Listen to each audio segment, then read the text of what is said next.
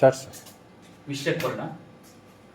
ಗಂಭೀರವಾಗಿ ಕೇಳಿ, ನಿಮಗೆ ಯೂಸ್ ಆಗಂಗೆ ತುಂಬ ಎಫರ್ಟ್ ಹಾಕಿ ಚೆನ್ನಾಗಿ ಪ್ರಾಕ್ಟೀಸ್ ಮಾಡ್ಕೊಂಡು ಬಂದು ನಿಮಗೆ ವಿತೌಟ್ ಹಾಗೆ ಮಾಡಬೇಕು ಅನ್ನೋದಕ್ಕೋಸ್ಕರ ಬಂದಿದೆ. ಒಂದು ವಿಷಯಕ್ಕೆ ಬರೋಣ. ಸಾಧ್ಯವೆಂದರೆ ಸಾಧ್ಯ, ಅಸಾಧ್ಯವೆಂದರೆ ಅಸಾಧ್ಯ.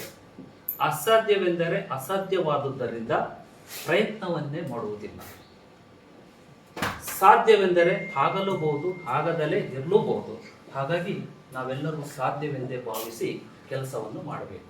ಇದನ್ನು ಅಂತಾರಾಷ್ಟ್ರೀಯ ವ್ಯಕ್ತಿತ್ವ ವಿಕಸನದ ತರಬೇತುದಾರರಾದಂತಹ ಚೇತನ್ ರಾಮ್ರವರು ಹೇಳಿರುವಂಥ ಮಾತು. ಸಾಧ್ಯವೆಂದರೆ ಸಾಧ್ಯ, ಅಸಾಧ್ಯವೆಂದರೆ ಅಸಾಧ್ಯ.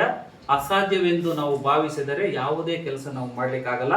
ಅದಕ್ಕೆ ಎಲ್ಲವನ್ನು ನಾವು ಸಾಧ್ಯವೆಂದೇ ಭಾವಿಸಿದರೆ ಸಾಧ್ಯ ಅಂತ ಅಂದ್ಬಿಟ್ಟು ನಾವು ಯಾವಾಗ ಭಾವಿಸ್ತೀವಿ, ಆಗಲೂಬಹುದು, ಆಗದಲ್ಲೇ ಇರ್ಬೋದು, ಎಲ್ಲವನ್ನು ಸಾಧ್ಯವೆಂದೇ ನಾವು ಮಾಡಬೇಕು. ಗೊತ್ತಾಯ್ತಾ? ಹಾಗಾಗಿ ಸಾಧ್ಯವೆಂದೇ ನಾವು ಭಾವಿಸಿ ಮಾಡೋದು. ಆಗದಲ್ಲಿದ್ರೆ ಬೇಜಾರು ಪಟ್ಕೊಳ್ಳೋಂಥದ್ದಿರಲ್ಲ. ಸಾಧ್ಯವೇ ಇಲ್ಲ ಅಂತಂದ್ರೆ ನೀವು ಪ್ರಯತ್ನನೇ ಮಾಡಲ್ಲ. ಹಾಗಾಗಿ ಎಲ್ಲವನ್ನು ಸಾಧ್ಯವೆಂದೇ ನಾವು ಮಾಡಬೇಕು. ಹೈ ಕಾಂಟ್ಯಾಕ್ಟ್ ಕೂಡ ನಾನು ಮಾಡ್ತಾ ಇದ್ದೀನಿ. ನೀವು ಏನೇನು ಮಾಡ್ತಿದ್ದೀರಾ, ಹೇಗೆ ಕೂತಿದ್ದೀರಾ, ಏನೇನು ನೀವು ಆಕ್ಟಿವಿಟೀಸ್ ಮಾಡ್ತಿದ್ದೀರಾ, ಪ್ರತಿಯೊಂದು ನಾನು ಗಮನಿಸ್ತಾ ಇದ್ದೀನಿ. ಓಕೆ, ಹಿಂಗೆ ಫಸ್ಟ್ ಇಯರ್ಸ್ಗೆಲ್ಲ ಬಂದಿದ್ರು, ಹುಡುಗಿಯರು ಬಂದಿದ್ರು, ಹುಡುಗರು ಬಂದಿದ್ರು. ಪ್ರಿನ್ಸಿಪಾಲ್ ಫಸ್ಟ್ ಕ್ಲಾಸನ್ನು ಒಂದು ಸ್ವಾಗತವಾಗಿ ಮಾತಾಡಬೇಕು ಅಂತ ಪ್ರಾರಂಭ ಮಾಡ್ತಾರೆ. ಅವಾಗ ಹಿಂಗೆ ಕೂತಿದ್ರು. ಆ ಸಂದರ್ಭದಲ್ಲಿ ಪ್ರಿನ್ಸಿಪಾಲ್ ಮಾತಾಡ್ತಾ ಒಂದು ರಾಜನ ಕಥೆಯನ್ನು ಹೇಳ್ತಾರೆ. ರಾಜನ ಕಥೆಯನ್ನು ಹೇಳ್ತಾರೆ. ಒಂದು ರಾಜ ಅವನಿಗೆ ಯಾಗವನ್ನು ಮಾಡಬೇಕಿತ್ತು. ಅದಕ್ಕೋಸ್ಕರ ಒಂದು ಅರಣ್ಯದಲ್ಲಿ ಋಷಿ ಇದ್ದ. ಆ ಋಷಿ ಹತ್ರ ಆ ಕಾಡಲ್ಲಿ ಅಪರೂಪವಾದ ಒಂದು ಹಣ್ಣು ಇತ್ತು. ಆ ಹಣ್ಣು ಬೇಕಾಗಿರುತ್ತೆ. ಅದಕ್ಕೋಸ್ಕರ ಸೈನಿಕರನ್ನೆಲ್ಲ ಕರ್ಕೊಂಡು ಆ ಕಾಡಿಗೆ ಹೋಗ್ತಾನೆ. ಕಾಡಿಗೆ ಹೋಗಿದ ತಕ್ಷಣ ಋಷಿ ಮುನಿ ಈ ರಾಜನನ್ನ ನೋಡ್ತಾರೆ. ಓ, ರಾಜನೇ ಇಲ್ಲಿಗೆ ನಮ್ಮ ಕಾಡಿಗೆ ಬಂದಲ್ಲ ಅಂತ ಖುಷಿ ಆಗುತ್ತೆ. ರಾಜ ಕೇಳ್ತಾನೆ, ಈ ಅಪರೂಪದ ಹಣ್ಣು ನನಗೆ ಬೇಕಾಗಿದೆ, ಹಾಗಾಗಿ ಬಂದಿದ್ದೀನಿ ಅಂತ ಹೇಳ್ತಾನೆ. ಖುಷಿ ಆಯ್ತು. ಕೇಳಿಸ್ತಾ ಆ ಹಣ್ಣನ್ನು ಕೊಡ್ತಾನೆ. ರಾಜ ಹಾಗೆ ನೋಡ್ದ, ಆಚೆ ಈಚೆಲ್ಲ ನೋಡ್ದ. ಆ ಋಷಿ ಮುನಿ ಇರುವ ಒಂದು ಕುಟೀರದ ಹತ್ರ ಹಾಲು ಕೊಡುವ ಹಸುಗಳಿತ್ತು. ತುಂಬಾ ಅಮೂಲ್ಯವಾದ ಉಪಕರಣಗಳು ಇತ್ತು. ಹೆಚ್ಚಿನದಾಗಿ ಆ ಕಾಡಲ್ಲಿ ಋಷಿ ಮುನಿ ಹತ್ರ ಸುಂದರವಾದ ಅವರು ಮಗಳು ಕೂಡ ಇರ್ತಾನೆ. ರಾಜ ಯೋಚನೆ ಮಾಡ್ತಾನೆ,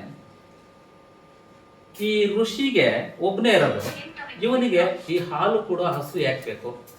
ಈ ಪೀಠೋಪಕರಣ, ಈ ಲಕ್ಷಾಂತರ ಬೆಳೆ ಬಾಳುವಂತ ಪೀಠೋಪಕರಣ ಯಾಕೆ ಬೇಕು? ಅದಕ್ಕೋಸ್ಕರ ಅದನ್ನೆಲ್ಲ ನನ್ನ ಅರಮನೆಯಲ್ಲಿ ಇಟ್ಕೋಬೇಕು ಅಂತ ಯೋಚನೆ ಮಾಡ್ತಾರೆ. ಇನ್ನೊಂದು, ಆ ಮಗಳನ್ನು ಕೂಡ ಬಲವಂತವಾಗಿ ಮದುವೆ ಮಾಡಿ ಅವಳನ್ನು ಕೂಡ ಕರ್ಕೊಂಡು ಹೋಗ್ಬಿಡ್ತಾನೆ. ಕರ್ಕೊಂಡು ಹೋಗ್ಬಿಡ್ತಾನೆ. ಋಷಿಗೆ ತುಂಬಾ ಬೇಜಾರಾಗುತ್ತೆ. ರಾಜ ಮಾತಾಡಿದ್ರೆ ಕತ್ತರಿಸಾಕ್ಬಿಡ್ತಾನೆ. ಅರ್ಥ ಮಾಡ್ಕೊಳ್ಳಿ. ಸುಮ್ಮನೆ ಕೂತ್ಕೊಂಡ್ಬಿಡ್ತಾನೆ.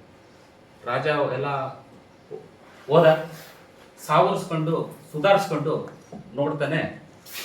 ರಾಜ ಬಂದಿದ್ದಲ್ಲ, ಏನು ಬೇಕು ಅಂತ ಬಂದಿದ್ದಲ್ಲ, ಅದು ಅಲ್ಲೇ ಬಿಟ್ಟೋಗಿದ್ದ. ಏನು ಮಾಡಬಾರ್ದಿತ್ತ ಅದನ್ನೆಲ್ಲ ಮಾಡಿ ಹೊರಟೋಗ್ಬಿಟ್ಟಿದ್ದ. ಸ್ಟೋರಿ ಆಗ್ತಾ ಇತ್ತು ಅಂತ ಅನ್ಕೊಂಡಿದ್ದ. ಏನು ಮಾಡಬಾರ್ದು ಅದನ್ನೆಲ್ಲ ಮಾಡಿ ಹೋಗಿದ್ದ. ಹುಡುಗರು ಇದೇ ರೀತಿ ನಿಮ್ಮ ಫಸ್ಟ್ ಇಯರ್ ಆಗಿ ಬಂದು ಕೂತಿದ್ರು. ರಾಜ ಮಾಡಿದ ತಪ್ಪು ಅಂತ ಕಿರ್ಚಿದ್ರು ಪ್ರಿನ್ಸಿಪಾಲ್ ಹತ್ರ. ಈ ರಾಜನ ಮತ್ತು ಹಣ್ಣು ಋಷಿಯ ಕತೆ ಬಿಡೋಣ, ನಿಮ್ಮ ವಿಷಯಕ್ಕೆ ಬರೋಣ.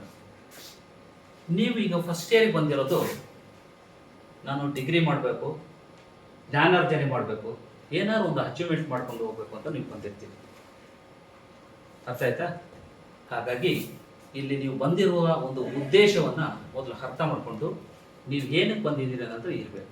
ಫಸ್ಟ್ ಇಲ್ಲಿ ಬಂದ್ಬಿಟ್ಟು 4 ವರ್ಷ ನಿದ್ರೆ ಮಾಡಿ ಹೋದ್ರೆ ಪ್ರಯೋಜನ ಇಲ್ಲ.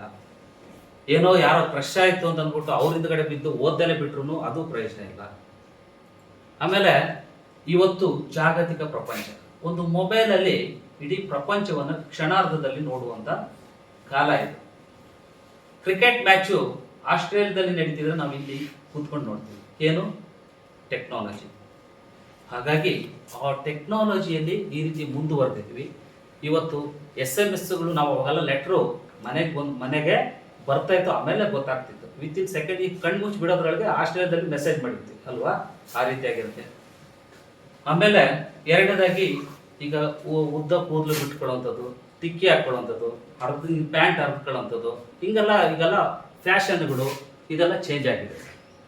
ಆದರೆ ಆ ಪ್ರಿನ್ಸಿಪಾಲ್ ಹೇಳಿದ್ರಲ್ಲ, ಈ ಜ್ಞಾನಾರ್ಜನೆ ಮತ್ತೆ ಈ ಪದವಿ ಗಳಿಸುವಂಥದ್ದು ಅಂತ ಇದೆಯಲ್ಲ, ಅದು ಇವತ್ತಿಗೂ ಕೂಡ ಶಾಶ್ವತ. ಸಂಸ್ಕೃತಿ ಬದಲಾವಣೆ ಆಗಿರ್ಬೋದು, ಕಲ್ಚರ್ ಬದಲಾವಣೆ ಆಗಿರ್ಬೋದು, ಜೊತೆಗೆ ಎಲ್ಲ ಟ್ರೆಡಿಷನಲ್ ಬಟ್ಟೆಗಳು ನಮ್ದೆಲ್ಲ ಬದಲಾವಣೆ ಆಗಿರ್ಬೋದು. ಬಟ್ ನೀವು ಬಂದಿರೋ ಉದ್ದೇಶ ಏನು? ಓದಬೇಕು, ಹೈಯರ್ ಎಜುಕೇಶನ್ ಮಾಡಬೇಕು, ಏನಾದ್ರು ಅಚೀವ್ಮೆಂಟ್ ಮಾಡಬೇಕು ಅಂತ ಬಂದಿರ್ತೀವಿ.